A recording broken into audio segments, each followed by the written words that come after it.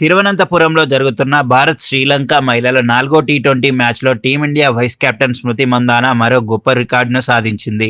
మహిళల అంతర్జాతీయ క్రికెట్‌లో 10,000 పరుగులు పూర్తి చేసిన 4వ ఆటగాడిగా నిలిచింది. ఈ ఘనత సాధించిన రెండో భారత మహిళా క్రికెటర్ ఆమె.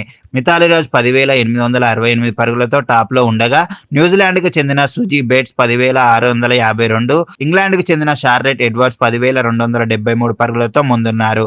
ఈ మైలురాయిని స్మృతి కేవలం 281 ఇన్నింగ్స్‌లోనే చేరుకుంది. ఇది అత్యంత వేగవంతమైన రికార్డ్.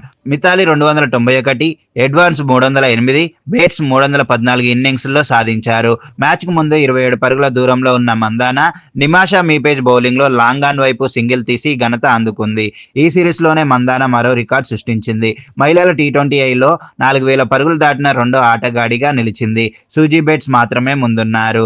2020 సంవత్సరం మందానకు అద్భుతమైనది.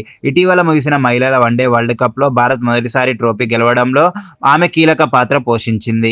ఒక క్యాలెండర్ ఇయర్‌లో 1000 వన్డే పరుగులు చేసిన తొలి మహిళా క్రికెటర్‌గా రికార్డు నమోదు చేసింది. 1,362 పరుగులతో టాప్ స్కోరర్‌గా నిలిచి 5 సెంచరీలు సాధించి ఈ మ్యాచ్‌లో మందాన 48 బంతుల్లో 80 పరుగులు చేసింది. షెఫాలి వర్మ 79తో కలిపి ఓపెనింగ్ భాగస్వామ్యంలో 162 పరుగులు జోడించారు. భారత్ 20 ఓవర్లలో 221. మహిళల టీ20ఐలో భారత్ అత్యధిక స్కోరు. చివరికి భారత్ 30 పరుగుల తేడాతో విజయం సాధించింది.